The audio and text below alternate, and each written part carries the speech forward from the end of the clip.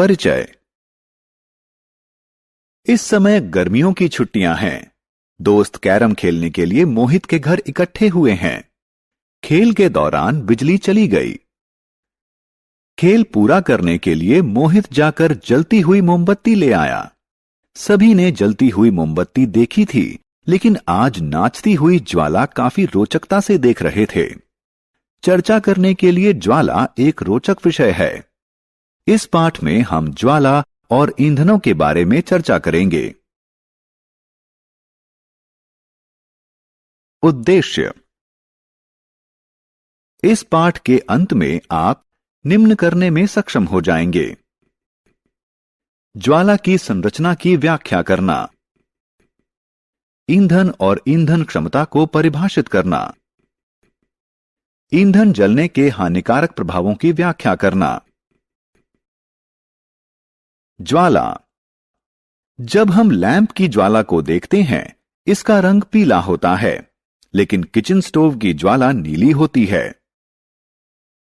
यह जानना रोचक है कि ज्वाला का रंग ऑक्सीजन की आपूर्ति पर निर्भर करता है। यदि ऑक्सीजन की आपूर्ति कम है, तो अपूर्ण दहन के कारण ज्वाला का रंग पीला दिखाई देगा, और यदि यह अधिक है, तो पूर्ण दहन के कारण ज्वाला का रंग नीला दिखाई देगा। क्या आप जानते हैं कि यह ज्वाला कैसे प्राप्त होती है? जब हम माचिस की तीली से मोमबत्ती जलाते हैं, तो जलती हुई माचिस की तीली की गर्मी मोम को पिघलाती है और वाष्पीकृत करती है, जो बाती के माध्यम से निकलती हुई ज्वाला का निर्माण करती है। इसी प्रकार जब लैंप जलाया जाता है, तो केरोसिन तेल बाती के माध्यम से निकलता है और ज्वाला का निर्माण करता है।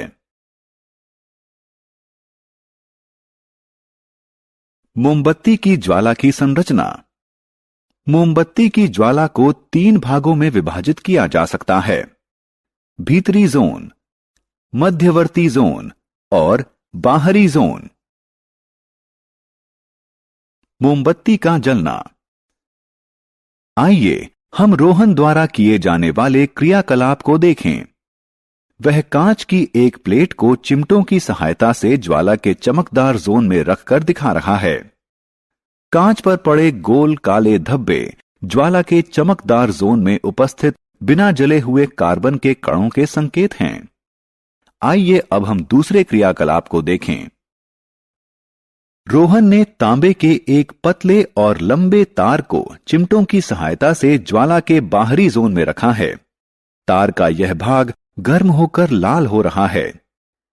यह इस बात का संकेतक है कि ज्वाला का बिना चमक वाला जोन ज्वाला का सर्वाधिक गर्म भाग होता है। ईंधन और ईंधन क्षमता। ईंधन ऊर्जा का महत्वपूर्ण स्रोत है।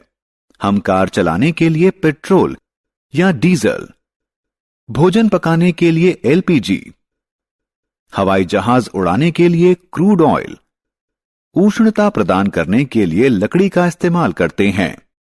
ये सभी ईंधन हैं। सभी ईंधन निर्बाध रूप से नहीं जलते हैं। ईंधन क्षमता इसके ऊष्मीय मान द्वारा निर्धारित होती है। ऊष्मीय ऊर्जा की वह मात्रा जो 1 किलोग्राम ईंधन के पूर्ण रूप से जलने पर उत्पन्न होती है, इसका ऊष्मीय मान कहलाती है, और इसे किलो जूल प्रति किलोग्राम इकाई में व्यक्त किया जाता है। एलपीजी का ऊष्मीय मान लकड़ी या कोयले से ज्यादा होता है, इसलिए एलपीजी लकड़ी या कोयले की तुलना में बेहतर ईंधन है।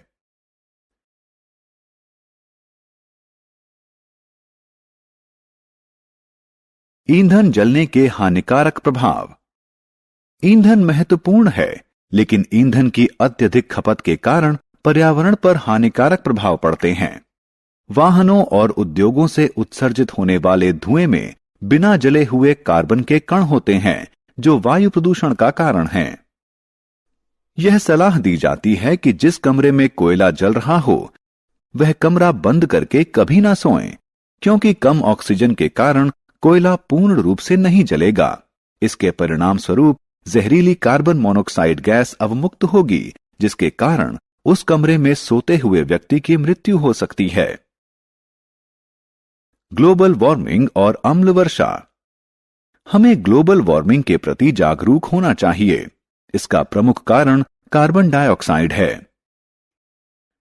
कार्बन डाइऑक्साइड की बढ़ी हुई सांद्रता का कारण ईंधन की अत्यधिक खपत है। ग्लोबल वार्मिंग के कारण पृथ्वी के तापमान में वृद्धि होती है। इसके परिणाम स्वरूप ध्रुवीय ग्लेशियर पिघलकर समुद्र के जल स्तर में वृद्धि करेंगे। इसके कारण विश्व के निचले हिस्सों में बाढ़ आ जाएगी। वायु प्रदूषण का अन्य हानिकारक प्रभाव अम्ल वर्षा है।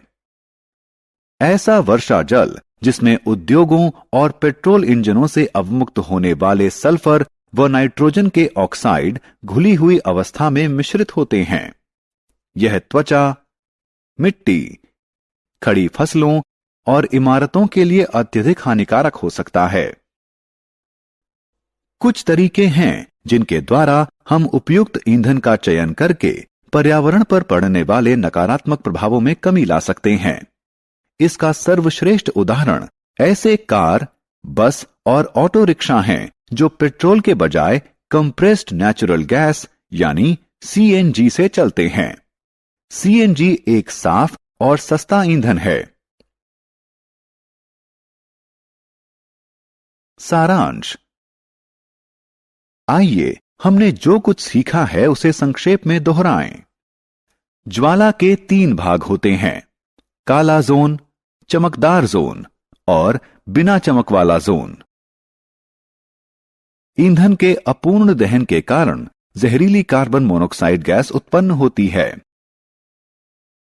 वायु में कार्बन डाइऑक्साइड की सांद्रता बढ़ने के फलस्वरूप पृथ्वी के तापमान में वृद्धि होती है। अम्ल वर्षा में सल्फर और नाइट्रोजन के ऑक्साइड घुली हुई अवस्था में मिश्रित होते हैं।